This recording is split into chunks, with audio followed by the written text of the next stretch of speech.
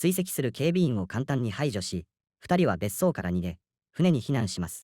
船に乗り込んだ後、ソラクは恋人のユンに自分たちの組織を離れて暴力的な職業から引退したいという願望を打ち明けます。しかし、ユンは彼らのグループから抜ける唯一の方法は死であると明かし、ソラクは驚愕します。しかし、彼女が反応する前に、ユンは彼女を刺します。驚いたことに、ソラクは竜の指輪を偽物に巧妙にすり替えており、全文表示私たちのチャンネルで